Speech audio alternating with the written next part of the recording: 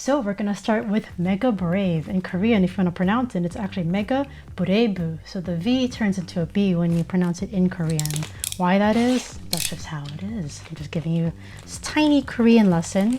But let me tell you guys, I'm very excited to get into the Mega sets. Yeah, the Mega era sets. So we're actually not in the Scarlet and Violet era anymore. The last Scarlet and Violet set would have technically been Black Bolt and White Flare, ironically. Who would have guessed that? Gen 5 set being the last Scarlet and Violet era set, which is really weird because when we had Legends Arceus, that was still, you know, with all the V-Star cards and stuff, that was still Sword and Shield era. So the fact that we have Legends ZA themed sets, like Mega sets, in its own era is quite interesting. That's why I was a little thrown off. I would think that this was still Scarlet and Violet era, but no, not anymore. So here we go, we have 30 packs. 5 cards per pack. Let's get some good cards. Let's hopefully get a special art rare. No card trick, by the way. Also too, yes, we have advertisements, so you will see these in the earlier print runs of the Korean Pokemon sets. Sometimes not even. Sometimes it just feels like a weird game. So if you don't see it, please stop thinking that it's a fake box. If there's a duplicate sort of like art rare or EX, maybe if you get many secret rares, yes, that's a big red flag. But in this case with Mega releases, because of the whole addition of the full art item card, I'm gonna say you're probably gonna get at least one secret rare moving forward now, just because in Japanese now you're guaranteed 2. So it would be crazy if Pokemon Korea is like, nope, we're not gonna include any in this box. But I think they're doing that to help promote the actual trading card game in Korea. Also, this is a very nice Celebrate by Naoki Saito. They're usually famous for their trainer art, so it's really nice for them to do some Pokemon arts here and there, so very cool. I'm definitely chasing after that Lucario SAR. Also, so you know how I guys taught you that this is Mega Brave in Korean. Mega Symphonia is also pronounced quite differently. It's Mega Symphonia. So I know there's a lot of K-pop fans here. If you guys know the group The Seraphim, it's actually pronounced The Seraphim, so the F turns into a P in Korean pronunciation. Interestingly enough, we have Keiichiro Ito art. Wow, Nakano-chan. This is Tinka Tough. That's the same artist as the Moonbryon, if you didn't know. This is such an entertaining item card, the Power Protein. Oh, first Mega card. We have Mega Mawile, so check that out, guys. I do like the pink and green. And yes, of course, the texturing is going to be different from Japanese Pokemon cards. Pokemon Korea have their own card stock, so try to avoid comparing Korean cards with English cards or Japanese cards. Like, you can if you want to see differences, but don't try to compare them and trying to see if they're the same or not. They're not. They're really their own card stock. It's been like that. I don't know why. You know, at least Pokemon Korea only have to worry about printing cards for themselves, not for any other country. More advertisements. I love the advertisement cards that have the actual pack art on there. So yeah, so of course we have our 5 cards. No guaranteed holo, like how we'd see in English, of course. Still thick card stock, still, you know, improving on the quality, so that's nice to see. And oh, another good card to also pull, maybe not in this set. I'm actually chasing in Mega Symphonia is the Mega Latias. That is super nice as well by Akira Egawa. And of course, as you see too, international backings. Anything that's not Japanese will have this back. See, the secret rare used to not be guaranteed. I used to rave about that all the time. And yes, guys, in every single era up until now, we have Dialga. Even in the Scarlet and Violet era, especially even early on. I've definitely had a box on YouTube where there was no secret rare pull. So I know a lot of people like to say, hey, all my Pokemon booster boxes in Korean have secret rares. If you scan through my, you know, YouTube channel, you watch enough videos, you'll definitely come across some Pokemon booster boxes without secret rares. It was really bad, I'd say, especially in the Sun and Moon era and prior. But it definitely did happen in the Sword and Shield era too. It happened to me in Paradigm Trigger, if you guys want a little cheat code there. If you want to actually see it for yourself. Just a little disclaimer there. Also too, guys, I know there's a lot to unpack. Also, here you go. Very, very nice advertisement card featuring the artwork of the actual set. I know there's a lot to unpack with Korean Pokemon sets, so I apologize if I don't get to all your questions. Like, these videos are totally unscripted. I'm just going off by what I know. And also what's in front of me. This is a very nice Lunatone artwork by Whisker. Very nice. They illustrated that Psyduck artware from 151, if you recall. I am very fond of their artwork. Just very memorable and like unique concepts used in terms of Pokemon artwork. So yes, let's continue here.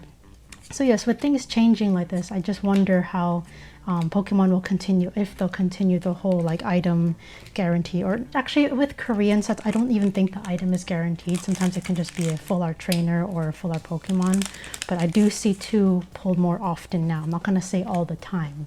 I'm going to say at least 1 because that just seems how it is nowadays.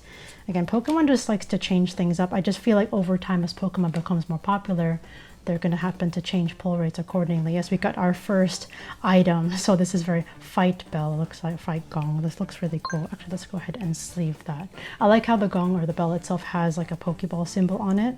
Very nice. Okay. I wish we had like a power protein full art item. That would have been cool. Also too, if you guys wanted to know as well, just to make sure it is a secret rare, just check the numbering if you're also new to Pokemon collecting. It's number 83 out of 63, so that's how you know. Again, this is also just a weird occurrence because these item cards used to only be gold cards. So the fact that Pokemon are now making them into regular non-gold cards, you know, I'm not too sure how the players feel about it, but some might be like weirded out by it, but at the same time too, it could encourage people to play more. You know, it is some sort of deck flexing. It's better than a common or uncommon form. Also very cool Mega Absol. I love the color scheme on this with the blue and yellow. It is a dark type, so I think it goes super well. The special art rare by Mitsuhiro Arita, I was lucky enough to pull that in Japanese, so I'm not expecting to see it in Korean, but hey, we did get 1 secret rare so far. I think the whole thing with that as well, for Pokemon to introduce non-gold item card secret rares, imagine that being your only secret rare. I think a lot of us would probably throw a fit, would not be very happy with that. So that's probably why they put more than 1 secret rare, like gave us a higher chance of pulling that, you know. So that's interesting. We have Spearow art rare, very nice, by Minami Namitake. This artist got a lot of controversy for the Pokemon Pocket with the whole Lugia and Ho-Oh artwork. Not their fault, obviously. It's more of Pokemon's decision, but I do like their artwork typically. They drew the Hisui and Zoroark SAR from Crown Zenith, and I believe a Ninetales art rare too from one of the earlier Scarlet and Violet sets. I think Obsidian Flames, maybe, but very nice art style. They tend to have like warmer color tones and like dark tones. They illustrated a really cool shift tree as well, I believe, art rare. Okay, let's keep going. So we're getting through this box quite well, and very nice Shinji Kanda art rare of Sandshrew. I don't hear people talking about this one, but they like to talk about all the other big Shinji Kanda artworks, especially when it's an art rare. Also Executor by Kasumaza Yasuke. You have to always respect their art style just because of how dynamic the poses are, but also because of the neon colors included. Like, it doesn't have to be this colorful, but it is, and it pops. I really like it. And oh, I have to, of course, always acknowledge Akagi's artwork. This is Evil Tal, of course, but my goodness, their detailing and the intenseness of their art just always looks really cool. This is also the same artist of the Crimson Haze or the Twilight Masquerade Greninja, the Fighting Terra Greninja special art. So that one was really popular. And also a nice artwork by Akagi. Also the Volcanion from Journey Together is also by Akagi. Super amazing artwork. And if you like Gen 5, they also illustrated the Haxorus art rare. I'm sure having a whole like binder full of Akagi is just, you know, it's a nice view when you have them all together, I have to say. Also, I like this Goldengo artwork. It's really nice. Yukihiro Tada. Okay, moving on though. Let's see what else we can pull, guys. There's also the Venusaur. I like how the advertisements remind us what's actually in the set, or some sort of products that are promoted alongside this release. It's either encouraged me to open more boxes or at least pull the chase cards in the set or get something similar. The other box is more so for deck building, so definitely friendly for TCG players. And also a little card list sometimes, so that's pretty fun. Again, anything to help with the collection, right?